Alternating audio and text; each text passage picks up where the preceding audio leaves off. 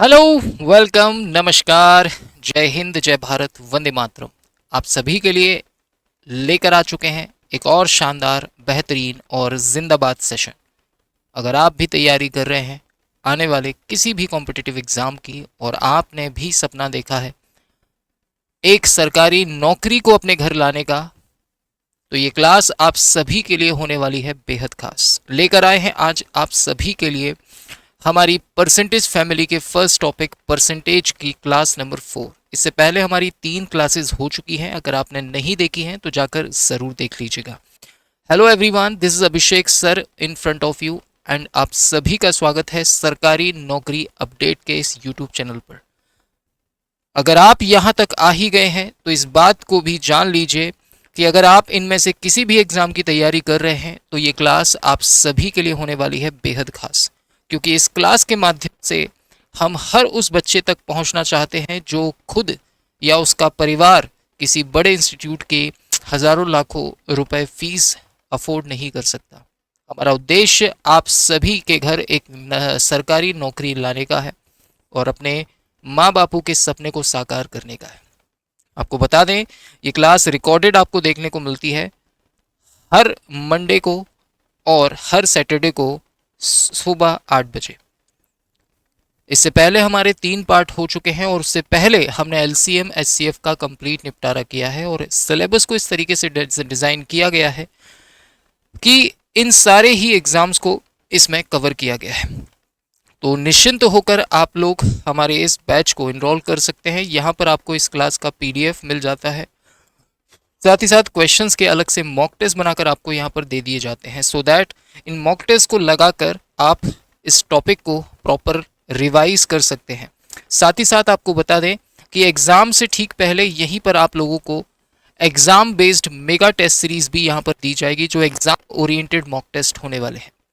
तो अभी जाकर अगर आपने इस बैच को इनरोल नहीं किया है कीजिए बेटा और अपनी तैयारी को मजबूत बनाइए।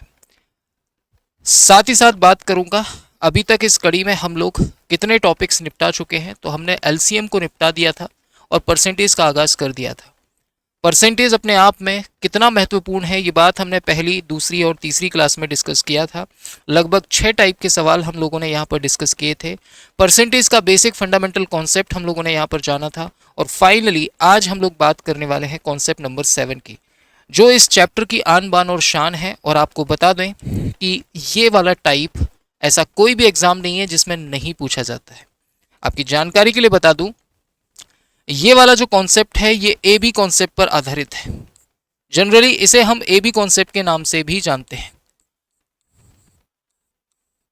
कुछ बच्चों के दिमाग में आता है आखिर ये ए बी कॉन्सेप्ट है क्या, तो ध्यान से सुनेंगे और बात को समझेंगे।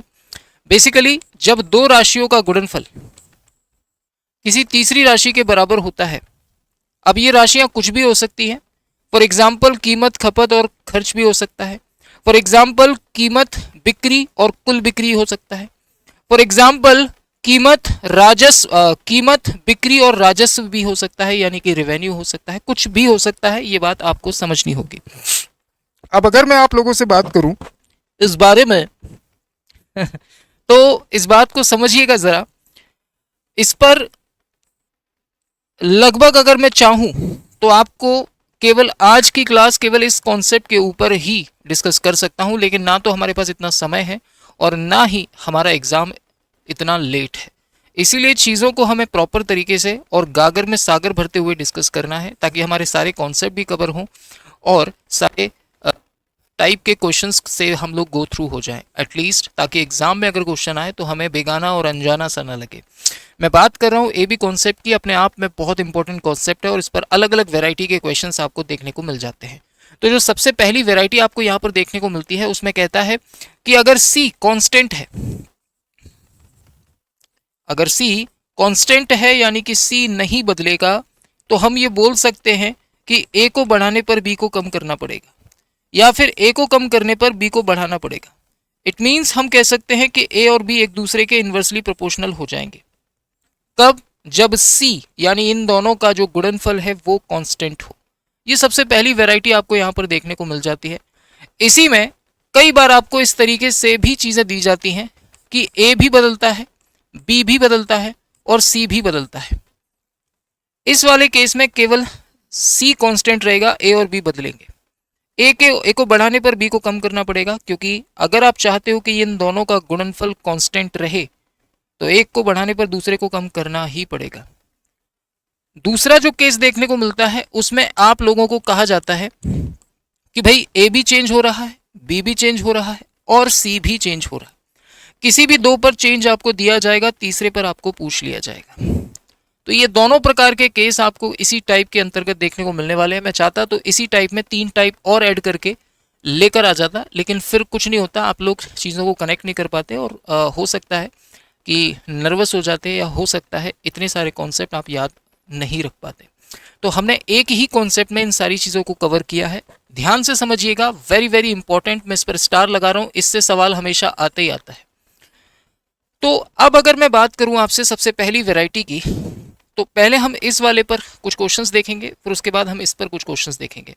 इस पर भी आपको 2 वैरायटी देखने को मिलती है। पहली वाली में आपको एक को बढ़ाकर दूसरे पर होने वाली प्रतिशत वृद्धि या कमी पूछता है। दूसरा, एक को बढ़ाकर आपसे बोलता है कि पहले का भाव या फिर नया भाव बता दीजिए, या पहले वाली कीमत या फिर नई वाली कीमत बता दीजिए। जनरली इस तरीके के सवाल आपको यहाँ पर देखने को मिल जाते हैं। आप ध्यान से देखेंगे तो समझ पाएंगे कि चावल की जो कीमत है वो 10% बढ़ गई है, और कीमत बढ़ने के कारण अब आपको क्या करना है, खपत को कम करना है।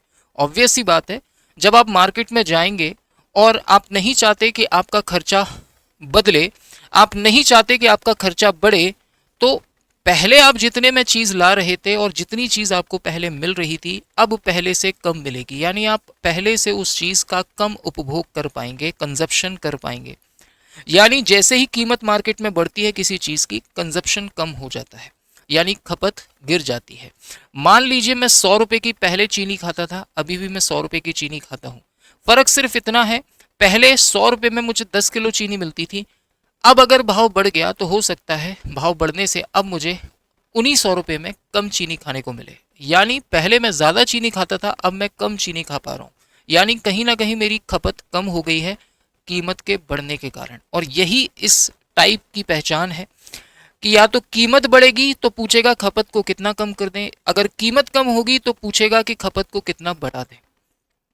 जो आपको इस चीज़ को समझने में हेल्प करेगी वो ये है, ये वाली लाइन। इससे आपको पता चलेगा, साफ साफ लिखा है खर्चा ना बढ़े, यानी एक्सपेंडिचर जो है वो सेम रहना चाहिए।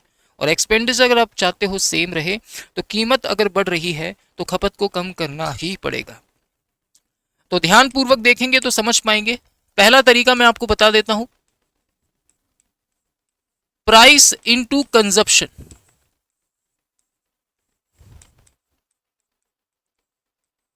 हमेशा बराबर होता है खर्चे के।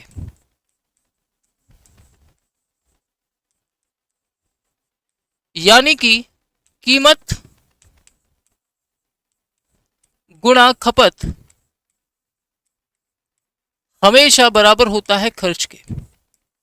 आप देख पा रहे हैं, दो राशियों का गुणनफल तीसरी के बराबर है। ये कोई फॉर्मूला नहीं है, ये कॉमन सेंस है। अगर आप 10-10 रुपए वाले 5 केले खा जाओगे तो खर्चा आपका 50 रुपए का होगा। तो ये कोई फॉर्मूला नहीं है, ये कॉमन सेंस है। और आप देख पा रहे हैं ये दो राशियां हैं जिनका गुणनफल तीसरी के बराबर है, और तीसरी राशि के बारे में कह रहा है कि बदलनी नहीं चाहिए साहब। यानी खर्चे को क्या रखना है, सेम रखना है। और खर्चे को अगर आप चाहते हो सेम रहे या फिर कांस्टेंट रहे, खर्चा ना बदले, तो आपको इस बात को समझना होगा कि जो आपकी कीमत होगी वो खपत की उल्टी हो जाएगी। यानी अगर हम बात करें कीमत की, तो कीमत को क्या किया है, 10% बढ़ाया है। अब या तो आप 100 से 110 कर दो,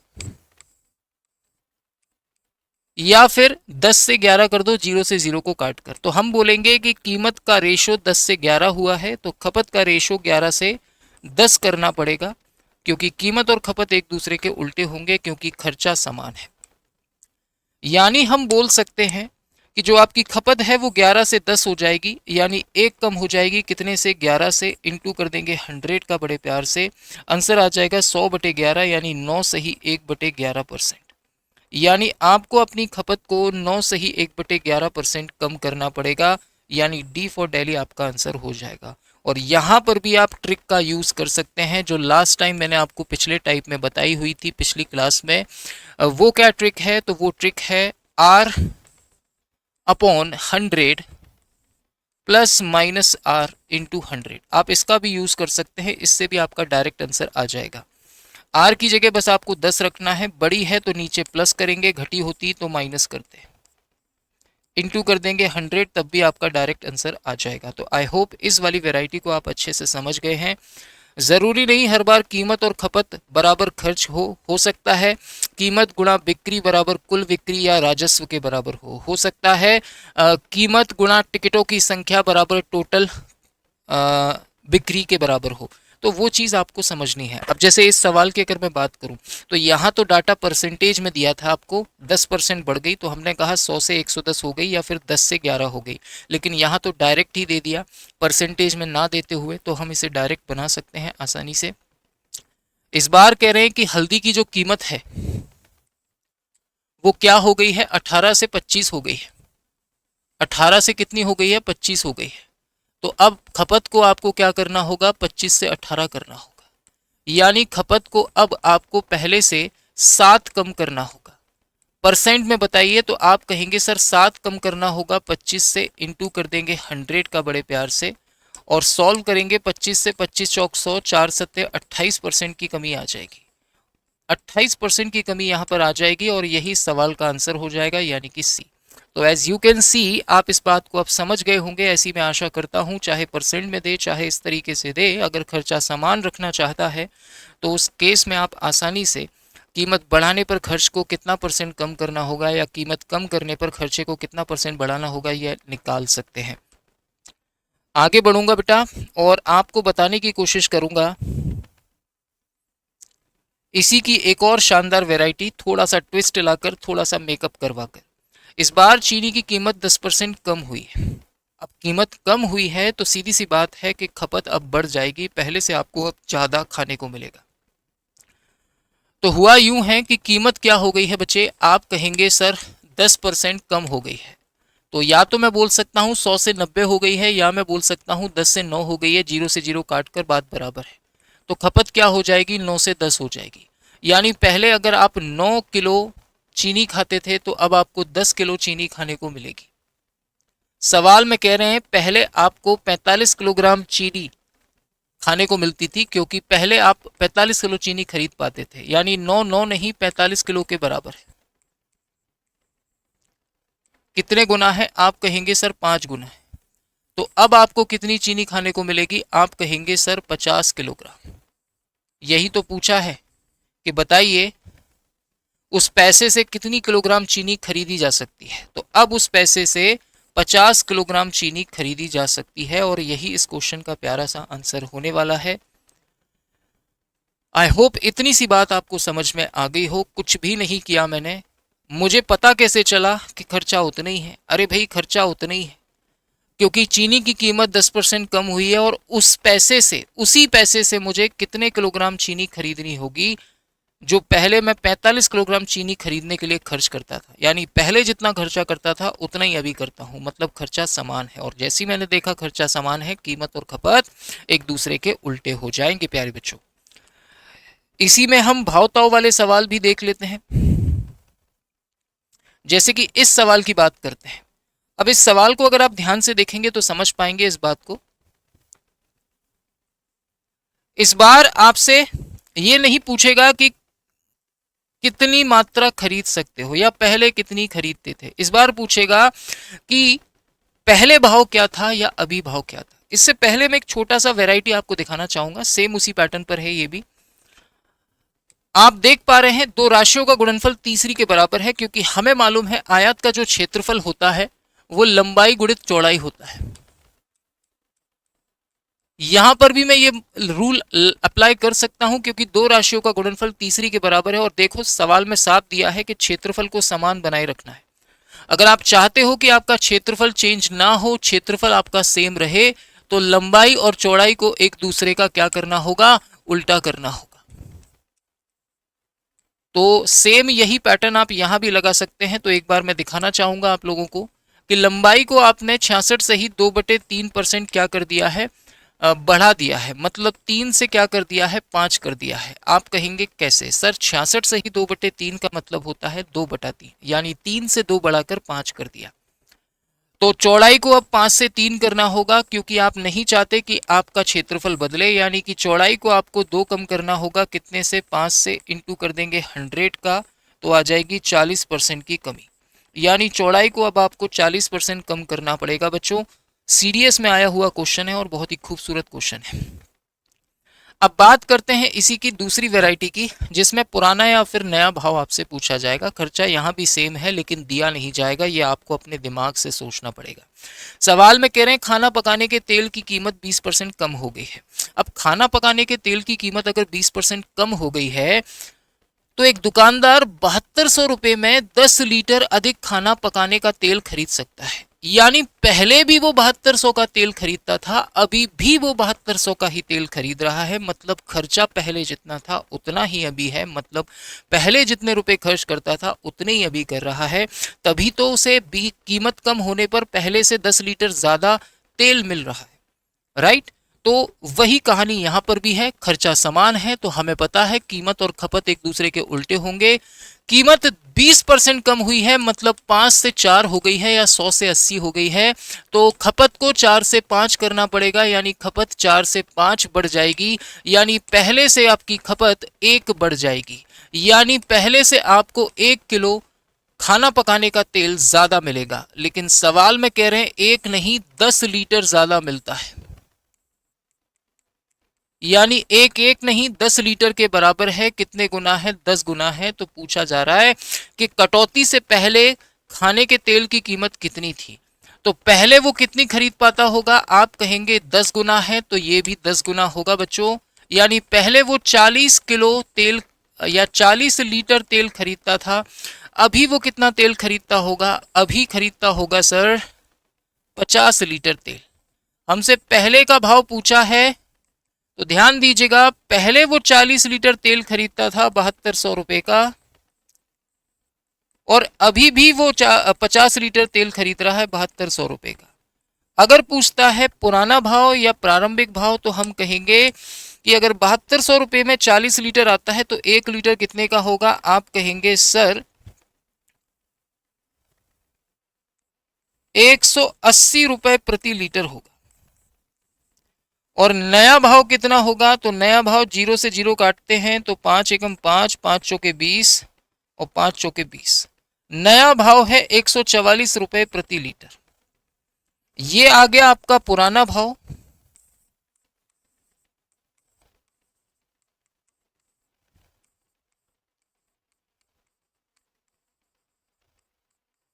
ये आ गया आपका नया भाव, यानी वर्तमान मूल्य, प्रेजेंट प्राइस। आपसे पुराना पूछा है तो हम कहेंगे सर 180 रुपए पर लीटर होगा। इफको में आया हुआ क्वेश्चन है ये। फिर से देख लीजिए, कहानी वही है जो यहां पर थी। यहां पर पुरानी खपत, ये नई खपत। लेकिन यहां पर पुरानी खपत, ये नई खपत। पहले आप 40 लीटर तेल ले पाते थे 7200 का, अभी आपको 50 लीटर तेल मिल रहा है। देख सकते हैं आप, पहले से बढ़ गया। पहले से आप देख सकते हैं कि बढ़ चुका है।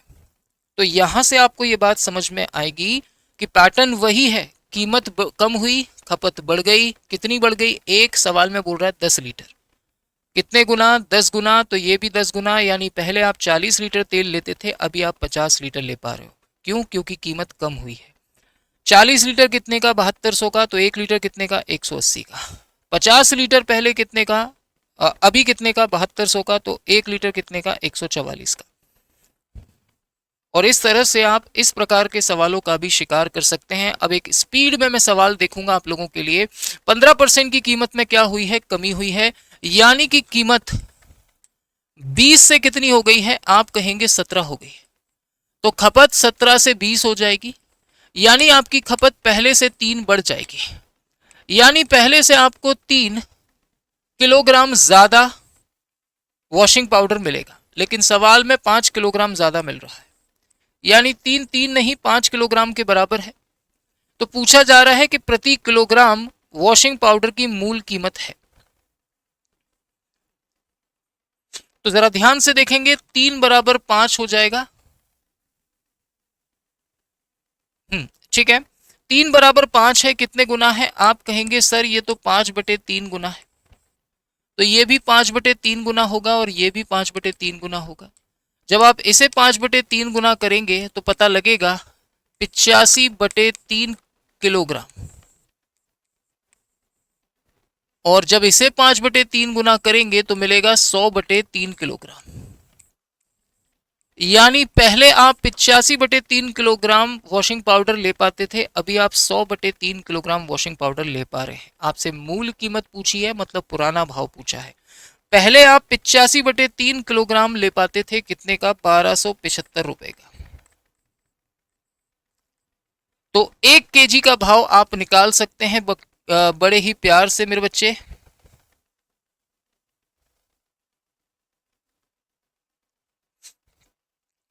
कितना आ जाएगा मेरे बच्चे? आप कहेंगे 85/3 से 1275 में भाग कर दो, 85 से काटेंगे 15, 15 तिया हो जाएगा 45, यानी 45 रुपए पर केजी आपका पुराना भाव, या मैं बोलूं ओरिजिनल प्राइस आ जाएगा, और यही सवाल का आंसर हो जाएगा।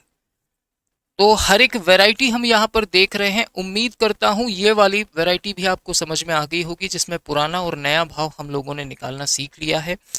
अब आगे बढ़ूंगा बेटा, जिसमें आप देखेंगे कि अभी तक हमारी खर्चा जो था वो समान था, लेकिन अब आप देखेंगे कि खर्चा बदलेगा।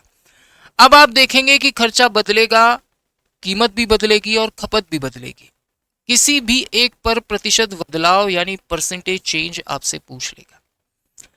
इसे कैसे बनाना है आइए देखते हैं। सबसे पहले एज यू कैन सी, चीनी की कीमत 30% कम हुई है। खपत को कितना बढ़ाना पड़ेगा अगर खर्चा केवल 10% कम हो? आप देखिए, कीमत भी बदली है, खर्चा भी बदला है और खपत में भी बदलाव पूछ रहे हैं। तो करना कुछ भी नहीं है। अभी मैंने आपको बताया कि कीमत गुणा खपत बराबर होता है खर्च। सबसे पहले शुरुआत में दुनिया में सब कुछ क्या होता है? 100% होता है, ये बात आपको मानकर चलनी है। कीमत 30% कम हुई है, यानी कीमत 100 से हो गई है 70, ऐसा बोल सकते हैं। शुरुआत में 100 थी, बाद में 70 हो गई। खर्चा 10% कम हुआ है, मतलब खर्चा पहले 100 था, अभी हो गया 90। खपत की बात कर रहे हैं, खपत पहले कितनी थी सर? 100 रही होगी, अब कितनी हो जाएगी सर? यही तो पूछा है। मान लीजिए x, खत्म सवाल। इस x का मान निकालो, आपका आंसर आ जाएगा। तो क्या करेंगे श्रीमान? 100 से पहले 100 को चटकाएंगे, 0 से 0 को चटकाएंगे, तो x बराबर कितना आएगा? आप कहेंगे सर 9 गुणा 100, 900/7, 900/7 आ जाएगा। आप कहेंगे जी और भाग लगा लीजिए, 7 से 7 एकम 7 हो जाएगा, बचेगा 2, हो गया 20, 7 दूनी 14, बचेगा 6, 7 8 56, तो 128 से ही 4/7% आ जाएगा। यानी हम ये बोल सकते हैं कि हमारी खपत पहले 100 थी, अब हो गई 128 से ही 4/7%, यानी सीधे सीधे हमारी जो खपत है वो 28 से ही 4/7% क्या हो जाएगी? बढ़ जाएगी। और यही इस क्वेश्चन का आंसर हो जाएगा, यानी कि बी फॉर बॉम्बे। फिर से देख लीजिए, कीमत को 30% कम किया, खर्चे को 10% कम किया, खपत पर क्या प्रभाव पड़ेगा? देखो, जिस पर प्रभाव पूछता है उसे x मान लो, शुरुआत में 100 मान लो, सॉल्व करो, देखो 100 से कम आ रहा है, ज़्यादा आ रहा है। अगर ज़्यादा आ रहा है तो वृद्धि हो जाएगी, कम आ रहा है तो कमी हो जाएगी। अभी ज़्यादा आ रहा था इसलिए वृद्धि हो गई, और इसीलिए हमने बोल दिया 28 से ही 4/7% की वृद्धि। एक और क्वेश्चन देखेंगे ताकि और अच्छे से समझ पाएं। जैसे कि इस सवाल की अगर मैं बात करूं तो बहुत ही प्यारा सवाल है, 2023 एसएससी CHSL में पूछा गया है। फर्स्ट में मूवी के टिकट में 12.5% की वृद्धि हुई है, जबकि टिकटों की बिक्री में 8 से ही 1/2% की वृद्धि हुई है। तो पूछ रहे हैं कि आय में परिवर्तन क्या होगा? तो ध्यान से सुनेंगे। आपको मालूम होना चाहिए कि टिकट की कीमत गुणा टिकटों की संख्या बराबर होगी किसके? टोटल इनकम के। भाई अगर कोई सिनेमा घर 50-50 रुपए वाले 10 टिकट बेच दे तो उसकी इनकम क्या होगी? 500 रुपए होगी ना। तो 50 टिकट 10-10 रुपए वाले या 50 रुपए वाले 10 टिकट बराबर 500। हुआ क्या है? सबसे पहले 12.5% की वृद्धि हुई है टिकट की कीमत में। 12.5% का मतलब 1/8 होता है, मतलब 8 से 1 बढ़कर 9 हो गई है अब टिकट की कीमत।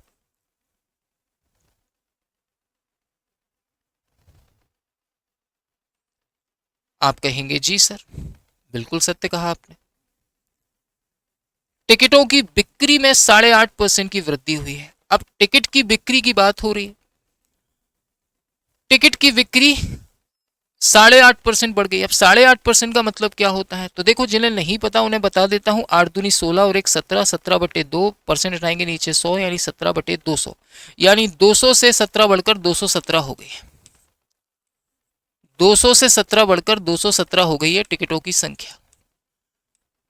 तो इनकम पर क्या प्रभाव पड़ेगा, तो इनकम पहले 100 थी सर, अब x हो जाएगी, ऐसा मान लेते हैं। अब क्या करना है सर, सीधे सीधे सॉल्व करना है और कुछ नहीं करना।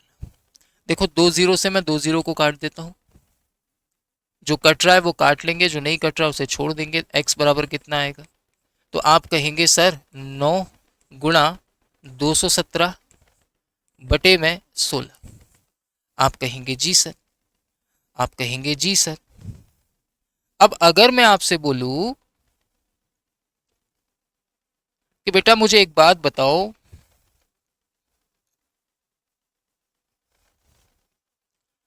कि 9 गुणा 217 करेंगे तो कितना आएगा, आप कहेंगे सर 1953 आएगा, बटे में है 16। 1953 में 16 से भाग करेंगे तो कितना आएगा, आप कहेंगे ये आएगा सर 122.0625%। यानी कि पहले इनकम थी 100, अब हो गई 122.0625, यानी सीधे सीधे आपकी 22.0625% की वृद्धि हो जाएगी टोटल इनकम में।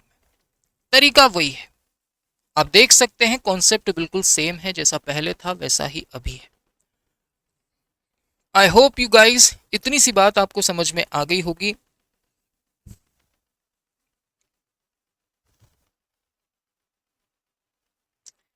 एक और लेते हैं, एसएससी जीडी में आया हुआ क्वेश्चन है 2022 में, बड़ा ही प्यारा सा प्रश्न है। वैसे आप इसे बना सकते हैं लेकिन फिर भी मैं आपको बता देता हूं। कीमत बढ़ी है 25%, खर्चा बढ़ा है 10%, मात्रा में कितने की कमी आएगी ये पूछा है। तो हमें पता है कीमत गुणा खपत बराबर होती है खर्च। हुआ क्या है कि कीमत 25% बढ़ गई है, 100 से 125 कर दो या 4 से 5 कर दो, बात बराबर है। खपत 100 से मान लो x हो गई होगी। खर्चा, खर्चा सर 10% बढ़ा है, यानी 10 से हो गया है 11 या 100 से 110। सबसे पहले हम 0 से 0 को निपटाएंगे, 5 से 5 दूनी 10 करेंगे तो x बराबर आ जाएगा कितना सर, 4 दूनी 8 इंटू 11 88। यानी मैं बोल सकता हूं कि श्रीमान मेरी जो खपत है वो 100 से 88 रह गई, यानी सीधे सीधे मेरी खपत में 12% की कमी हो गई। यानी कि इस क्वेश्चन का जो आंसर होगा वो 12% की कमी होगा। तो क्या ऐसा हो सकता है, ये बात आपको समझ में आ गई होगी। आई होप इतनी सी बात आपको समझ में आ गई। अगर फिर भी आपके दिमाग में कोई डाउट रह जाता है ना बेटा, तो इस दिए गए नंबर पर आप 12 से 1 के बीच में मुझे कॉल कर सकते हैं। और साथ ही साथ आपको बताना चाहूँगा, अगर आप चैनल पर नए हैं और आपको चीज़ें पसंद आ रही हैं, कुछ बेहतरीन कुछ नया आप सीख रहे हैं, तो कमेंट करके एक प्यारा सा ज़रूर बताया करो, चैनल को सब्सक्राइब कर लिया करो, ताकि आगे जब वीडियोज़ आएँ तो मिस ना हो और आपकी रेगुलरिटी मेंटेन रहे। साथ ही साथ आपको बताना चाहूँगा, वीडियो पसंद अगर आपको आती है तो एक बार लाइक कर दिया करो, ताकि वीडियो सजेशन में और लोगों तक पहुँचा करे, ताकि और लोगों का भी भला हो सके।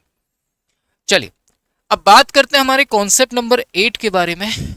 आई होप कॉन्सेप्ट नंबर 7 आप लोगों को बहुत अच्छे से समझ में आ गया होगा, ऐसी मैं आशा करता हूँ।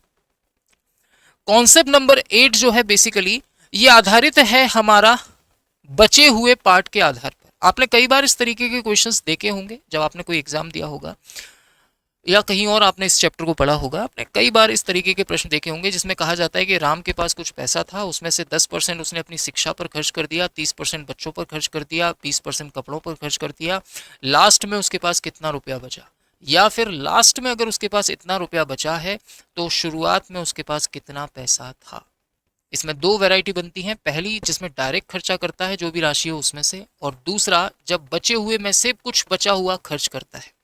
मैं दोनों वैरायटी यहाँ पर डिस्कस करूंगा। तो पहली वैरायटी पर बात करेंगे उससे पहले बताना चाहूंगा कि इस तरीके के सवाल आप 100 मानकर आसानी से कर सकते हैं।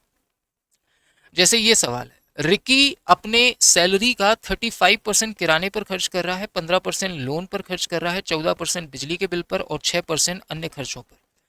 अल्टीमेटली उसके पास महीने के अंत में इतने रुपए बचते हैं, तो कह रहे हैं उसका वेतन प्रति माह कितना था। तो इसे तो हम आसानी से बना सकते हैं क्योंकि इसमें ज्यादा दिमाग नहीं लगाना, हमेशा आपको मानकर चलना है जो चीज नहीं पता। 100, तो हम मान लेते हैं कि उसकी टोटल जो इनकम है वो 100 है।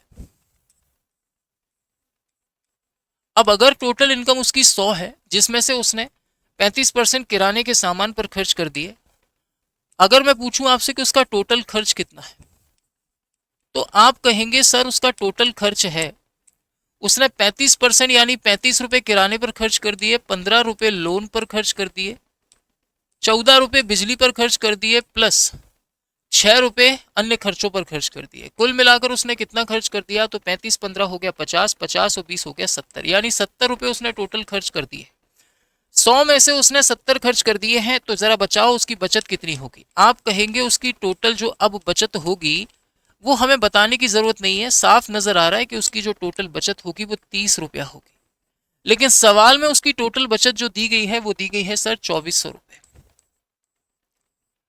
अगर उसकी टोटल बचत 2400 रुपए है, जो कि हम बोल सकते हैं सीधे सीधे 80 गुना है, तो पूछा गया है कि उसका वेतन कितना था, तो उसका जो वेतन हमने माना है 100, ये 100 नहीं वास्तव में 80 गुना होगा, यानी उसका टोटल वेतन जो होगा वो वास्तव में कितना होगा बच्चे, वो होगा सर 8000, जो हमसे पूछा गया है। और यही इस क्वेश्चन का आंसर होगा। तो बेसिकली इस तरीके के सवाल में ज्यादा दिमाग नहीं लगाना होता, इसलिए इसके ज्यादा टाइप भी मैं लेकर नहीं आया हूँ। तो पहली वैरायटी मैंने आपको इसमें बता दी जिसमें टोटल पैसे में से ही डायरेक्ट खर्चा किया गया है। लेकिन क्या हो जब बचे हुए में से भी बचा हुआ खर्च करता हो, बचे हुए में से भी बचा हुआ खर्च करता हो, उस केस में आप सवाल को कैसे डील करेंगे, राइट। मैंने क्या कहा, या तो शुरुआती वेतन दिया जाएगा अंत का पूछेगा, या अंत का देगा तो शुरुआत का पूछ लेगा। अब जैसे इस सवाल की बात करते हैं, तो इस सवाल में आपको बोला गया है कि सम्राट अपनी आय का 35% भोजन पर खर्च कर देता है। अब 35 तो कर दिया खर्च, अब जो बचा, देखो लिखा भी हुआ है शेष का, यानी जो बचा है उसका 35% उसने खर्च किया है ट्रांसपोर्टेशन पर। अब जो बचा उसका 40% खर्च किया है उसने, सॉरी बचाया है उसने। अगर उसकी मासिक आय, अच्छा शुरुआत में उसको टोटल 20,000 रुपए मिलते थे, यानी उसकी मासिक आय 20,000 थी। अभी तक ये नहीं दिया था, पीछे वाले में हमने 100 मान लिया था, यहाँ पर नहीं मान सकते, यहाँ पर हमें 20,000 दे रखा है। तो मैंने आपसे कहा या तो शुरुआत का पूछेगा या अंत का पूछेगा। ये शुरुआत का दे दिया तो अंत का पूछ रहा है, अंत का देगा तो शुरुआत का पूछ लेगा। पिछले वाले में अंत का दिया था कि कितना बचा उसके पास 2400, यहाँ पर पूछा है कि कितना बचाएगा। तो आप इसे भी डायरेक्ट कर सकते हैं, 100 मानकर भी करना चाहें तो कर सकते हैं, लेकिन अगर आपको मासिक आय शुरुआत में दे रखी है तो ज़्यादा दिमाग नहीं लगाना, आप डायरेक्ट इसे बना सकते हैं। देखो बेटा 20,000 रुपये उसके पास टोटल थे, जिसमें से उसने 35% तो कर दिए खाने पर खर्च। दुनिया में सब कुछ 100% होता है, अगर आप 35% खर्च कर दोगे तो बचेगा कितना, आप कहेंगे सर 65% बचेगा। और हमें बचे हुए से ही मतलब है, हमें जितना खर्च कर दिया उससे मतलब नहीं है। 35% खाने पर खर्च कर दिया तो बचा कितना, आप कहेंगे 65%। अब जो बचा उसका 35% हमने ट्रांसपोर्टेशन पर खर्च कर दिया, तो फिर से कितना बचा हमारे पास, अगेन हमारे पास 65% बचा। अब जो हमारे पास बचा उसका 40% हमने बचाया है, इतना हमारे पास अभी बचा है, इसका 40% हमने बचाया है, यानी 60% हमने खर्च कर दिया है। तो यही हमसे पूछा गया है कितना होगा। इसे सॉल्व कर लेंगे, डायरेक्ट आपका आंसर आएगा। तो मैं सॉल्व कर लेता हूं इसे, 20,000 इंटू 13/20 इंटू 13/20 इंटू 2/5। 20 पंजे 100 से 2 जीरो खत्म, 20 से 10 बार में ये खत्म, 13 गुणा 13 169, 169 इंटू कर दो 20, तो 0 दो नाम 18, दो छिक 12 और एक 13, दो एकम 2 और एक 3, आंसर आएगा 3380। है क्या ऑप्शन में? बिल्कुल है सर, आंसर आ जाएगा ए बड़े प्यार से। बड़ी आसानी से हमने सवाल को डील किया। अच्छा, इंप्लीमेंटेशन करना सीखो। सर अगर ये चीज ना देकर ये चीज देता तो क्या करते? तो यहां पर x मान लेते और बराबर में रख देते 3380, तो आपको x का मान मिल जाता। कुछ कहेंगे नहीं हमें तो 100 मानकर करना है। देखो 100 मानकर करने में कोई परेशानी नहीं है, लेकिन मुद्दा ये है कि 100 मानकर आप कैलकुलेशन में फंस जाएंगे। उसने 100 में से 35% यानी 35 रुपए खर्च कर दिए, बचे कितने? आप कहेंगे 65। अब इस 65 में से भी उसने 35% खर्च कर दिए परिवहन पर। अब 65 का 35% निकालने में आपको मौत आ जाएगी। इसीलिए मैंने कहा ऐसी मेहनत करने का कोई अर्थ नहीं जिसमें समय बर्बाद हो, क्योंकि आपका एग्जाम में समय बहुत कीमती है। तो आई होप गाइज आप इस टाइप को भी आसानी से बना लेंगे, ऐसी मैं आशा करता हूँ। इस सवाल को आप खुद से ट्राई करिएगा और आई होप आप कर लेंगे, क्योंकि आसान सवाल है। आंसर मैं इसका टिक कर दूंगा, आपको इसका नोट्स बैच में आंसर मिल जाएगा। ओके, नाउ हम बात करते हैं इस टाइप के बारे में। इस टाइप के सवाल भी कई बार आपको देखने को मिल जाते हैं, जिसमें परसेंटेज में आपको पूछा जाता है। आपको टोटल पॉपुलेशन या टोटल लोग दिए जाते हैं और कहता है उसमें से कुछ लोग पढ़े लिखे हैं, कुछ लोग अनपढ़ हैं, पढ़े लिखों का परसेंट बताइए या अनपढ़ का परसेंट बताइए। तो ये तो आसान होते हैं, आसानी से आप बना सकते हैं। आपको एक्चुअल डाटा लेने की आवश्यकता नहीं है। आपको परसेंट में वैल्यू अगर पूछी जाए, तो ये बात मैं पहले दिन से चिल्ला रहा हूँ कि अगर आपको परसेंटेज में कुछ पूछा गया है तो आपको क्वेश्चन का एक्चुअल डाटा लेने की जरूरत नहीं है, आपको इसकी आवश्यकता नहीं है। इससे कैलकुलेशन आपकी बढ़ेगी। हम क्या करेंगे, हम मान लेंगे कि कस्बे की कुल जनसंख्या है 100। इस 100 में कुछ आदमी हैं और कुछ महिलाएं हैं, कुछ महिलाएं हैं और कुछ पुरुष हैं। आपसे कहा गया कि 60% महिलाएं हैं। 100 का 60%, 60 हो जाएगा महिलाएं, तो 40 हो गए पुरुष। आप कहेंगे जी उनमें से 30% पढ़े लिखे हैं और 35% पुरुष अनपढ़ हैं। आपसे बोला है टोटल अनपढ़ों का परसेंट बताइए। अच्छा, आपसे कहा है कि एक कस्बे में टोटल 28,000 लोग हैं, जिनमें 60% महिलाएं हैं और उनमें से भी 30% महिलाएं पढ़ी लिखी हैं। लेकिन हमसे जो परसेंट पूछा है वो अनपढ़ का पूछा है, तो हम अनपढ़ पर फोकस करेंगे।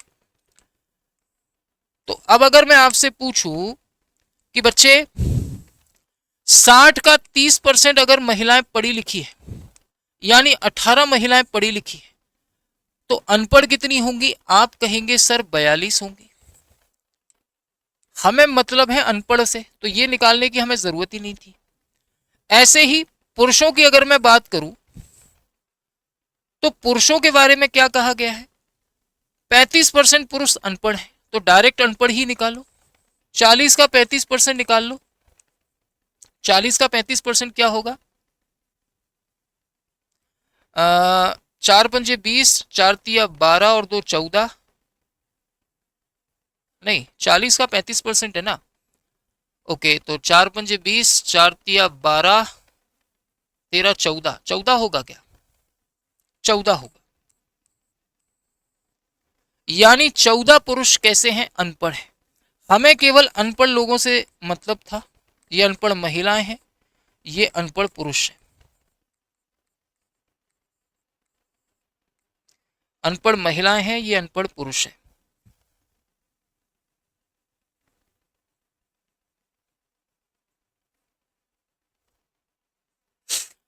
पूछा यह है कि बताइए टोटल परसेंटेज कितना है। ऐसा करने का फायदा यह हुआ कि टोटल परसेंटेज आपको आसानी से मिल जाएगा।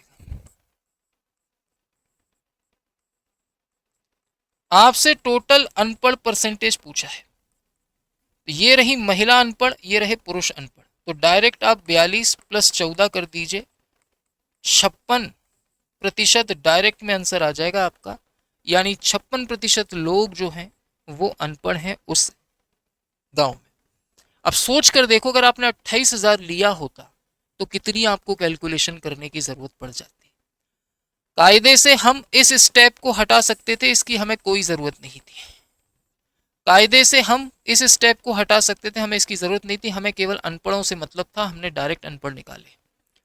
एक और सवाल देखेंगे प्यारे बच्चे, एक स्कूल में 1400 लड़के हैं और 600 लड़कियां हैं। देखो यहाँ पर आपको पूरे टोटल दिए गए थे 28,000, हमने इसकी जरूरत महसूस नहीं समझी। यहाँ पर लड़के और लड़कियां अलग अलग दे रखे हैं, हमें यहाँ भी जरूरत नहीं है, फिर भी ये लड़के हैं और ये लड़कियां हैं। मैं क्या करूंगा, मैं इसे काट लूंगा। नहीं काटना कोई बात नहीं, डायरेक्ट भी कर सकते हैं। मेरी सलाह है कि आप इसे काट लीजिए, 0 0 काट देंगे, 2 सत्ते 14 और 2 तिया 6 हो जाएगा। मैंने क्या किया, 1400 और 600 को काट कर इसका रेशियो निकाल लिया, और आप भी ऐसा कर सकते हैं। एक एक जीरो लगा देंगे तो 70 लड़के हो जाएंगे और 30 लड़कियां हो जाएंगी, टोटल लोग हो जाएंगे 100। अब आप समझ गए होंगे कि मैंने 100 क्यों बनाया इसको, ताकि डायरेक्ट परसेंट निकल आए, ज़्यादा कंपैरिजन करने की ज़रूरत ना हो। अब आपसे कहा गया है कि भैया 40% लड़कियां और 60% लड़के परीक्षा में पास हुए हैं, और पास वालों का ही परसेंटेज आपको निकालना है।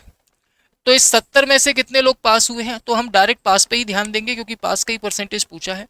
तो 40% लड़कियां पास हुई हैं और 60% लड़के पास हुए हैं।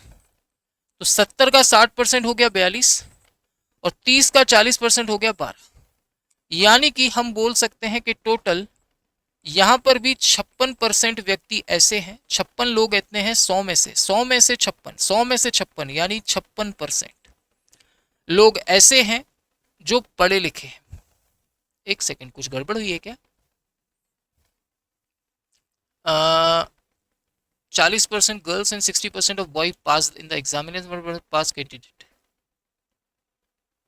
2 सत्ते 14, 2 तिया 6, सही है सब कुछ।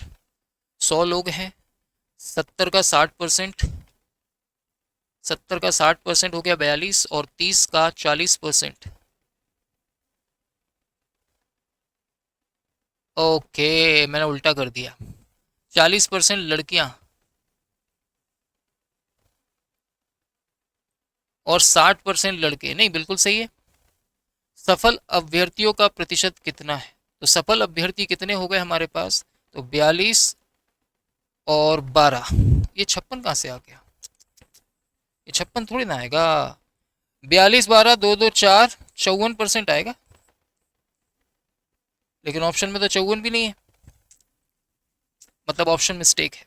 खैर जो भी है, ऑप्शन मिस्टेक है, ठीक है जी। तो आंसर जो होगा वो 54% होगा, ज़्यादा सोचने की जरूरत नहीं है। हाँ, अगर आप इसको करेक्ट कर लें, अगर मैं पूछ लूं आपसे फेल का, अगर मैं आपसे फेल का पूछ लूं, तो आंसर आपका मैच कर सकता है। ये तो आ गए हमारे टोटल पास, ये तो निकल कर आ गए हमारे टोटल पास। अगर मैं पूछ लूं आपसे कि फेल कितने होंगे, तो टोटल फेल निकालने के लिए क्या करेंगे, अरे भैया जब टोटल व्यक्ति 100 हैं, 100 है ना, जिसमें से 54% पास हैं, तो फेल कितने होंगे, आप कहेंगे सर 46%। तब आंसर आपका 46% मैच कर सकता है। तो आप अपने हिसाब से देख लीजिएगा, क्योंकि सवाल में एरर है, सवाल में हमसे फेल का पूछा गया होगा डेफिनेटली। तो आई होप इतनी सी बात आपको समझ में आ गई हो, आशा करता हूँ प्यारे बच्चों। बात करता हूँ मैं अगले कॉन्सेप्ट की। अगला कॉन्सेप्ट हमारा आई थिंक एग्जामिनेशन पर बेस्ड है। ओके, एग्जामिनेशन पर बेस्ड है। ये जो टाइप है that is very very important, क्योंकि ये एग्जामिनेशन पर आधारित है। इसमें परीक्षा होगी बेटा, जिसके लिए आप तैयारी कर रहे हैं। अब एग्जामिनेशन की बात हो रही है तो कुछ बातें जान लीजिए। सबसे पहले, किसी भी परीक्षा के टोटल मार्क्स हमेशा आपको क्या मानकर चलने हैं सर, 100%। टोटल मार्क्स हमेशा 100% या 100 मानकर चलने हैं, जिन्हें हम कई बार मैक्सिमम मार्क्स भी बोल देते हैं, अधिकतम अंक जिसे बोलते हैं। तो दोनों का मतलब सेम है, अधिकतम मार्क्स या मैक्सिमम मार्क्स, दोनों का मतलब क्या होता है, 100% या 100 मार्क्स। पेपर कितने नंबर का होगा, 100 का होगा। साथ ही साथ आपको ये मालूम होना चाहिए कि पासिंग मार्क्स क्या होते हैं। तो पासिंग मार्क्स होते हैं वह अंक जो पास होने के लिए अनिवार्य है। यानी कि अगर किसी परीक्षा को पास करना है तो कम से कम कितने अंक तुम्हें लाने पड़ेंगे, तो उतने अंक लाओ या उससे ज़्यादा लाओ।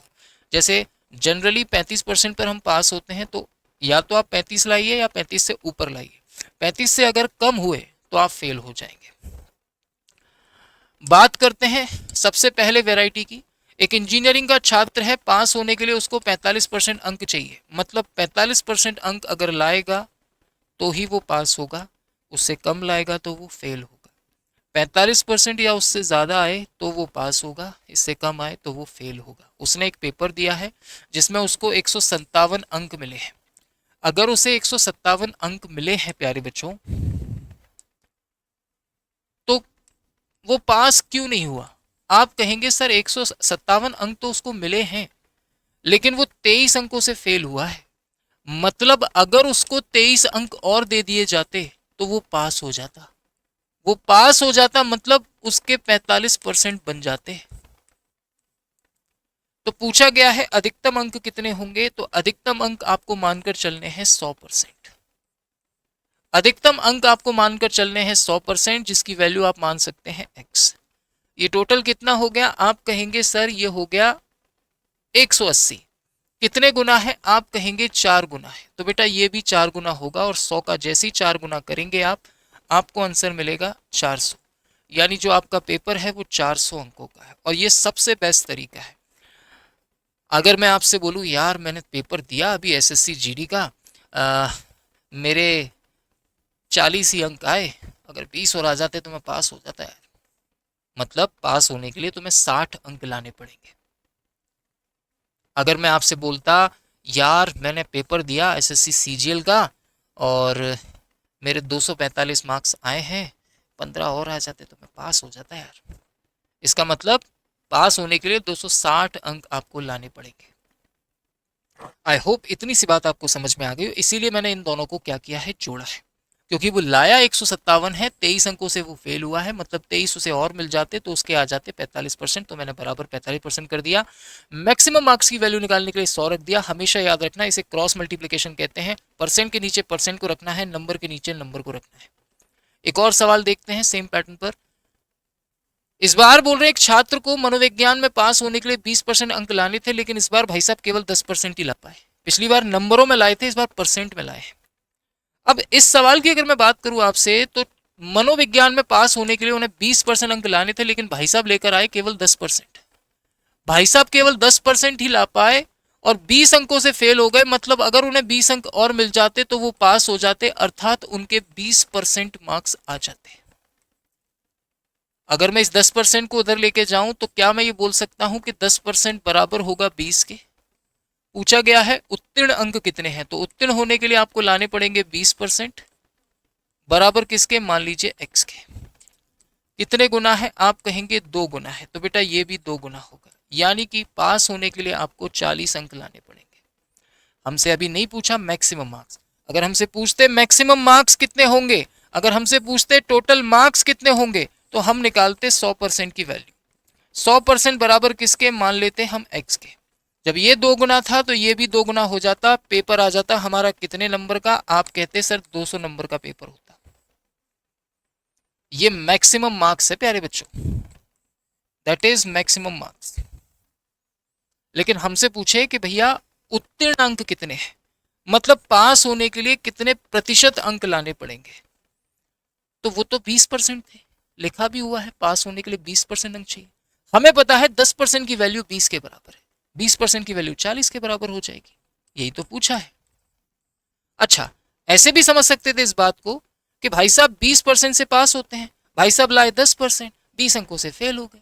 अरे भैया पास होना था 20% से, लाए हो 10% से, कितने से फेल हो जाओगे? सर 10% से फेल हो जाएंगे, लेकिन फेल तो हुए हैं 20 अंकों से। तो फिर पेपर कितने का होगा? 100% का, बराबर मान लो x। पास होने के लिए कितने चाहिए? 20%, बराबर मान लो y। जिसकी भी वैल्यू निकालनी है देख लो कितने कितने गुना है। अरे मुझे तो पता है सर ये 2 गुना है, तो ये भी 2 गुना होगा। अगर टोटल पेपर पूछा, अगर पासिंग मार्क्स पूछे तो ये 2 गुना हो जाएगा। इस तरह से ऐसे सवालों का आप शिकार कर सकते हैं। इसमें जो सबसे शानदार वैरायटी आती है वो इस पैटर्न पर आती है।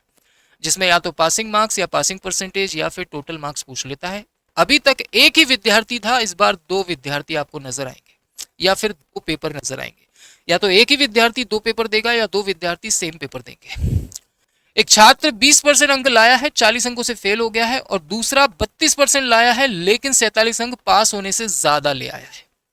कहानी इस सवाल को करने का सबसे बेस्ट तरीका आपके सामने मैं रख रहा हूं, और यही सबसे बेस्ट तरीका है। पूरे मार्केट में घूमकर कहीं भी देख लेना, इस सवाल को बनाने की सबसे शानदार जो रणनीति है वो यहीं पर आपको नजर आएगी। जो अभी लेटेस्ट मेथड इसका चल रहा है करने का, वही मैं आपके सामने रख रहा हूं। 20% अंक प्राप्त किए और कितने से फेल हो गया बच्चे? आप कहेंगे सर 40 अंकों से फेल हो गया। दूसरा छात्र लाया 32%, लेकिन पास होने से ले आया 47 अंक ज्यादा। कायदे से पहले 40 अंक पास होने से कम आ रहे थे, अब 47 ज्यादा आ रहे हैं, मतलब सीधे सीधे 87 मार्क्स का उसने वेटेज गेन किया है। पहले जो इंसान पास होने से 40 अंक कम ला रहा था, वो पास होने से 47 अंक ज्यादा ला रहा है, मतलब उसने सीधे सीधे 87 मार्क्स कवर कर लिए, जिससे उसका परसेंटेज 20 से 32 हो गया, यानी सीधे सीधे 12% बढ़ गया। सीधे सीधे कितना बढ़ गया? 12% बढ़ गया श्रीमान। यानी मैं बोल सकता हूं कि 12% की जो वैल्यू थी वो 87 के बराबर थी। तो 100% की वैल्यू क्या होगी? क्योंकि टोटल मार्क्स पूछे हैं तो 100% की वैल्यू होगी x के बराबर। अधिकतम अंक पूछे ना, 100% होगा। काट लीजिए इसे, 4 से 4 तिया 12, 4 से 25 बार में काट लो, 3 बराबर 87 है, 29 गुना है तो ये भी 29 गुना होगा। 25 का 29 गुना कर लीजिए, एक ही ऑप्शन है जिसके लास्ट में 5 है, आंसर आ जाएगा 725। राइट, ये तो निकाल लिए हमने टोटल मार्क्स। अगर पूछता कि पासिंग मार्क्स कितने हैं या पासिंग परसेंटेज कितना है तो क्या करते? तो हमें पता है कि 12% का मतलब 87 है, तो 20% का मतलब क्या होगा? हमें पता है, क्या पता है कि 12% की जो वैल्यू है वो 87 के बराबर है, तो 20% की वैल्यू कितनी होगी?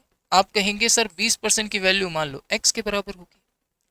4 से काटो, 4 तिया 12, 4 से काटो, 4 पंजे 20, कितने गुना है? 29 गुना है, तो ये भी 29 गुना होगी।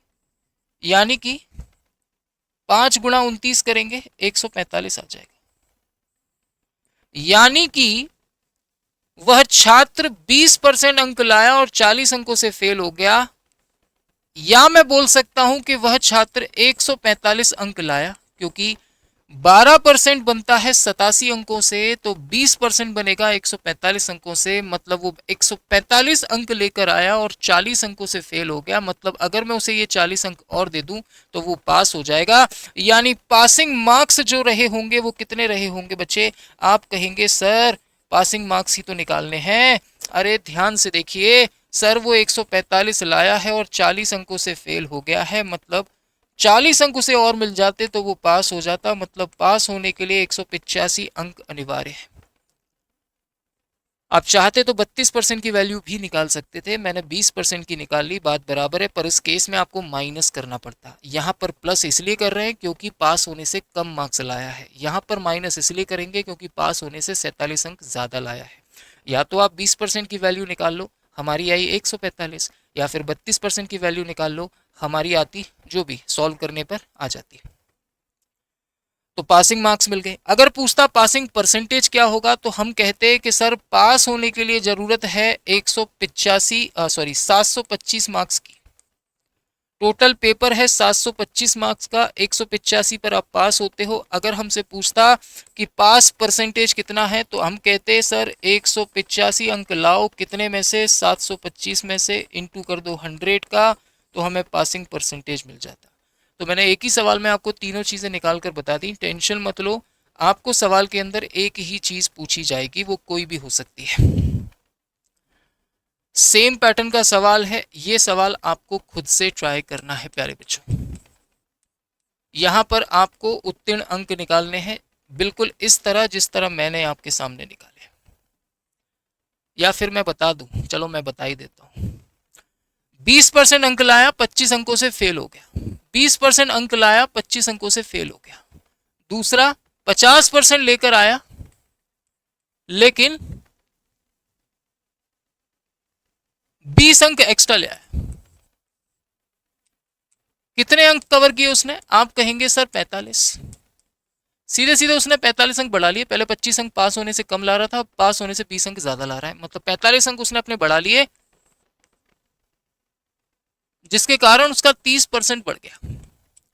यानी वास्तव में 30% का जो मान है वो 45 के बराबर है। अगर 30% 45 के बराबर है ऐसा हम बोल सकते हैं, तो 20% किसके बराबर होगा? तो 20% मान लीजिए सर x के बराबर होगा। 15 दूनी 30, 15 तिया हुआ 45, 2 बराबर है 3 के, 2 से काट लो। 20 को 10 बार में 10 गुणा 3 करेंगे तो ये आ जाएगा 30। यानी वास्तव में ये जो 20% है ये 30 अंकों के बराबर है। यानी वास्तव में राजीव 30 अंक लाया और 25 अंकों से फेल हो गया, मतलब पास होने के लिए उसे लाने पड़ते 30 प्लस 25, 55 मार्क्स। और यही सवाल का आंसर हो जाता। तो क्या मैं ये मान लूं कि आज जो हमने टाइप डिस्कस किए वो आपके दिल में बैठ गए अच्छे से? अभी इसके 5-7 टाइप और मैं डिस्कस कराऊंगा। जो अगला वाला हमारा टाइप है concept number 11, which is very very important. ये डेसिमल फ्रैक्शन पर आधारित टाइप होगा जो हम नेक्स्ट वाली वीडियो में कवर करेंगे। इसके बाद हम लोग इलेक्शन पर बेस्ड सवाल भी देखेंगे। उसके अलावा हम लोग मैंसुरेशन के कुछ सवाल बनते हैं वो भी देखेंगे। मिक्सचर पर कुछ सवाल बनते हैं वो भी हम देखेंगे, और इनकम पर भी सवाल बनते हैं वो भी हम देखेंगे। यहाँ तक अगर आपको कोई भी समस्या ना हो तो इस वीडियो के एंड में वीडियो को लाइक करना, चैनल को सब्सक्राइब कर लेना अगर नए हो तो, और एक प्यारा सा कमेंट जो भी आज आपने सीखा उसके नाम, आपको जो मिल रहा है उसके नाम। फिर भी अगर प्रॉब्लम हुई हो तो इस नंबर पर 12 से 1 के बीच में आप मुझसे बात कर सकते हैं। खास बात सिर्फ इतनी सी कहूंगा कि उम्मीद करता हूं इन वीडियोस के माध्यम से आपके लिए, आपके सिलेक्शन की जो पहल हम लोगों ने शुरू की है उसका फ़ायदा आप लोगों को मिल रहा होगा। मैं ये चीज़ समझ सकता हूं कि वीडियो काफ़ी लंबे गैप के बाद आपको देखने को मिलती है, लेकिन हमारी कोशिश यही है, क्योंकि एक वीडियो बनाने में काफ़ी मेहनत लगती है बेटा, और अच्छे अच्छे क्वेश्चंस को कलेक्ट करना, उन्हें टाइप वाइज अरेंज करना, फिर आपको नए नए मेथड से उन चीज़ों को बताना, चीज़ों में टाइम जाता है। रेगुलरली भी हम ले सकते हैं क्लास, लेकिन प्रॉब्लम सिर्फ इतनी सी है कि आप प्रॉपर तरीके से चीज़ों को समझें। इस वीडियो के बाद जो अगला वीडियो है वो आपको सैटरडे को देखने को मिलेगा सुबह 8 बजे। तैयार रहिएगा। बाकी इस क्लास में जो भी क्वेश्चंस मैंने आप लोगों को डिलीवर किए वो सारे के सारे क्वेश्चंस आपको पीडीएफ के फॉर्म में और मॉक टेस्ट के फॉर्म में इस नोट्स बैच में मिल जाएंगे। जैसे ही आपका कोई एग्ज़ाम नज़दीक आएगा उसके मॉक टेस्ट भी आपको यहाँ 4 से 5 एग्ज़ाम ओरिएंटेड मॉक टेस्ट भी आपको यहाँ पर दिए जाएंगे। साथ ही साथ अगर मैं बात करूँ आप लोगों से, आप लोगों से इस बारे में कि किस तरीके से आप इन मॉक टेस्ट को लगाएं सो दैट आपको ज़्यादा फ़ायदा हो, तो उस फायदे के लिए मैं आपसे सिर्फ यही कहना चाहूँगा कि जो भी क्लासेस आप ले रहे हैं उन क्लासेस को लेने के तुरंत बाद आप लोगों को शाम को बैठकर वीडियो को एक बार देखना है अगर ज़रूरत महसूस होती है तो। अदरवाइज आपको यहाँ से कॉन्सेप्ट को रिवाइज करके उनके मॉक टेस्ट को एक बार ज़रूर लगाना है। हर एक वीडियो के चैनल पर आने के बाद उसका टेलीग्राम पर लिंक शेयर किया जाता है ताकि आपकी कोई भी क्लासेस मिस ना हो और आप बेवजह परेशान ना हो। इसलिए टाइम टू टाइम वीडियो को टाइम दीजिए और हर एक वीडियो को कम्प्लीटली वॉच कीजिए, उसके बाद उसका रिवीजन कीजिए, तभी आपको इन क्लासेस का फ़ायदा मिलेगा। हमारी कोशिश हमेशा यही रहती है कि आप लोग बेहतर से बेहतर चीज़ें यहाँ से सीख कर जाएँ और अपने माता पिता का सर गर्व से ऊँचा करें। बाकी ये हेल्पलाइन नंबर है, इन पर आप कॉल कर सकते हैं अगर आपको एप्लीकेशन या कोर्स के रिगार्डिंग कोई भी इंक्वायरी अगर करनी है तो। आई होप ये वीडियो आपके लिए बेनिफिशियल रहा होगा। आई होप आप लोगों को जो सिखाने की कोशिश की जा रही है वो आपको समझ में आई होगी। अगर फिर भी कोई डाउट रह जाता है तो आप हमारे हेल्पलाइन नंबर पर कांटेक्ट कर सकते हैं। मैं मिलूंगा आपसे नेक्स्ट सेशन में, तब तक के लिए पढ़ते रहिए, हंसते रहिए, मुस्कुराते रहिए। वीडियो पसंद आए तो लाइक कीजिए, अगर चैनल पर नए हैं तो चैनल को सब्सक्राइब करके बेल आइकन को जरूर प्रेस कर लीजिएगा। मिलूंगा मैं आपसे नेक्स्ट सेशन में, तब तक के लिए जय हिंद, जय भारत, वंदे मातरम।